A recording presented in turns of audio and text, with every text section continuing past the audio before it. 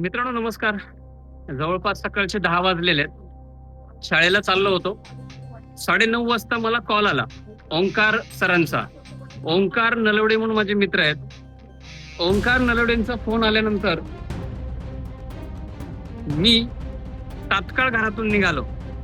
रस्त्यामध्ये आल्यानंतर ओंकार सरांनी सांगितलं की सर, आपल्या विळ्याच्या जवळ जे जलशुद्धीकरण केंद्र आहे, त्या जलशुद्धीकरण केंद्राच्या इथे त्या पाण्यामध्ये एक घुबड पडलेला आहे आणि त्याला बाहेर काढून बाजूला ठेवलेलं आहे. ही बातमी ऐकताच माझा एक विद्यार्थी आहे सागर, त्या सागरला ताबडतोब कॉल केला, त्यालाही बोलून घेतलं. सागर हा रेस्क्यू टीम मध्ये काम करतो पुण्याच्या, आणि ही बातमी वन विभागाला पण कळवली. वन विभागाचे सन्माननीय वरगुडे सर ते पण काही वेळात इथे येणार आहेत. ते जे घुबड होतं ते घुबड अतिशय दुर्मिळ आहे. दुर्मिळ अशा घुबडाला वाचवण्यासाठी आम्ही लगेच ताबडतोब निघालो आणि MIDC मध्ये पोहोचलो. MIDC मध्ये जलशुद्धीकरण केंद्रामध्ये सर्व कर्मचारी, अगदी आश्चर्य वाटेल तुम्हाला हा व्हिडिओ जिथे पाहतायत, जशी लहान मुलाची काळजी घेतात तसं सकाळपासून हे सगळे कर्मचारी त्या घुबडाची एवढी काळजी घेत होते. मला तो छोटासा व्हिडिओ पाहिल्यानंतर असं वाटलं की ते घुबड पूर्णपणे भिजलेलं आहे आणि ते भिजलेल्या घुबडाला अगोदर सुकवण्यासाठी एक फडकं घेतलं आम्ही. इथं पोहोचेपर्यंत असं आढळलं या सगळ्या लोकांनी MIDC मधल्या त्याची एवढी काळजी घेतली आणि ते पूर्ण घुबडाला 4-5 वेळा सुकवलेलं आहे. आता हे जे घुबड आहे ते वन्यजीव अधिनियम 1972 याच्या शेड्यूल्ड 1 मध्ये, म्हणजे अतिशय दुर्मिळ अशा वन्यजीवाच्या यादीमध्ये येतं. विशेष म्हणजे या घुबडाला मराठीमध्ये रक्तलोचन घुबड असं म्हणतात.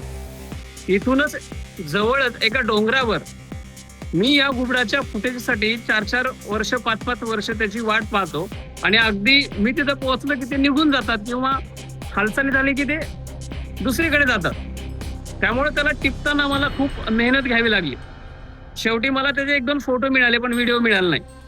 आज अगदी इथं आल्यानंतर असं समजलं की या सर्व कर्मचाऱ्यांनी किंवा या सर्व माणसांनी एवढी त्याची काळजी छान घेतली. त्या घुबडाला इंग्लिशमध्ये द मॉटल्ड वूड आऊल असं म्हटलं जातं. आणि सर्वात महत्वाचं हे निशाचर आहे. निशाचर म्हणजे रात्रीच्या वेळेला घराच्या बाहेर त्याच्या पडून, म्हणजे त्याच्या जे घरटं आहे किंवा एखाद्या झाडाच्या ढोलीमध्ये तो राहत असेल तो बाहेर पडतो आणि रात्रीच्या वेळेला जे उंदीर आहेत, घुशी आहेत, सरपटणारे जीव आहेत, खेकडे आहेत, चिंबोरे आहेत, याच्यावरती आपलं गुजराण करतं. अतिशय दुर्मिळ असणारे हे घुबड या एरियामध्ये, या MIDCच्या आतमध्ये या दिवसामध्ये राहण्यासाठी येतं. का राहण्यासाठी येतं? त्याला कारण आहे की आता पावसाचा हा जो सीझन आहे, या पावसाच्या सीझन मध्ये या भागामध्ये म्हणजे आपल्या कोकणामध्ये भरपूर पाऊस पडतो आणि भरपूर पाऊस पडल्यामुळे मोठ्या मोठ्या झाडावरती या घुबडांना राहणं शक्य होत नाही, म्हणून हे आधार शोधतात. मग इथे जवळ असलेले MIDC असतील, मोठे मोठे कारखाने असतील, जसं की आता हा पूर्ण भाग आहे, याच्यामध्ये येऊन ते थांबतात.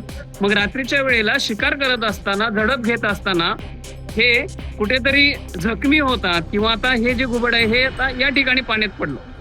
मग या कर्मचाऱ्यांनी त्याला बाजूला काढलं.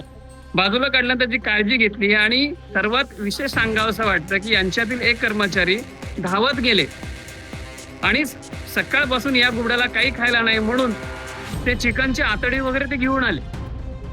सांगायचं तात्पर्य एक आहे की माणसामध्ये माणुसकी आणखीन जिवंत आहे. म्हणजे एखाद्या वन्यजीवाला जर इजा झाली किंवा एखादा वन्यजीव जर जखमी झाला तर त्याची काळजी घेणारी आणखीन मनुष्य जमात आणखीन आहे, म्हणजे माणुसकी आहे माणसांकडे. आणि ही माणुसकी या छोट्याशा घटनेच्या माध्यमातून मला बघायला मिळाली. आज आता हे आम्ही रेस्क्यू केलेलं आहे. सागरने त्याला त्याच्या त्या आणलेल्या केजमध्ये, पिंजऱ्यामध्ये व्यवस्थित ठेवलेलं आहे आणि याच्यानंतर आम्ही रेस्क्यू टीमकडे देऊ. त्याच्या अगोदर आम्ही वन विभागाला कॉन्टॅक्ट करून तेही सर येतील काही वेळात आणि हे सगळं त्यांच्याकडे सुपूर्द करून त्या घुबडाला लवकरात लवकर त्याच्या अधिवासामध्ये सोडून देण्याचा प्रयत्न करू. ओंकारकडे ठेवण्यासाठी त्याला दिला होता घुबडाला. जवळपास दिवसभराच्या विश्रांतीनंतर त्या जाळीमध्ये तो पूर्णपणे ॲक्टिवेट झाला. ब्लोअरने, म्हणजे आपण डोक्याची केसं सुकवतो ना, त्या ब्लोअरने त्याला खूप छान पद्धतीने सुकवलं. आणि आत्ता सागर, ओंकार सर आणि आपले सगळे हे मित्रमंडळी, आम्ही सर्वांनी मिळून त्याला इथून रेस्क्यू केला, सोडून दिला आहे. सोडून दिल्यानंतर थोडी त्याने झेप घेतली आणि या भागामध्ये, म्हणजे हा त्याचा अधिवास आहे, म्हणजे या भागातल्या आसपासच्या वेगवेगळ्या झाडांवर, टाक्यांवर, लोखंडी त्या रॉडवरती तो बसतो. त्यामुळं या भागात आता त्याला सोडून दिल्यानंतर तो त्याच्या अधिवासात गेलेला आहे. त्याचा अधिवास त्याला मिळाल्यामुळे एक दिवसभराचं एक जे ऑपरेशन होतं किंवा रेस्क्यूचं ऑपरेशन होतं ते आमचं पूर्णपणे संपलेलं आहे. आणि आता त्याला आम्ही सोडून दिल्यामुळे त्याला एक नवीन आयुष्य किंवा जीवदान मिळालेलं आहे. याच्यामध्ये आपल्या या जलशुद्धीकरण केंद्रामधले सगळे जे कर्मचारी आहेत त्यांचं खरंच आभार मानावं लागेल, कारण त्या सर्वांनी खूप त्याची काळजी घेतली. आणि अशा पद्धतीने हा दिवसभराचा छान असा रेस्क्यूचं सगळं जे काम आहे आम्ही योग्य रीतीने पूर्ण केलं आणि एका छान अशा एंडेंजर प्रजातीला आम्ही वाचवू शकलो, याचं एक समाधान आहे. भेटू नवीन एखाद्या व्हिडिओमध्ये. Bye bye.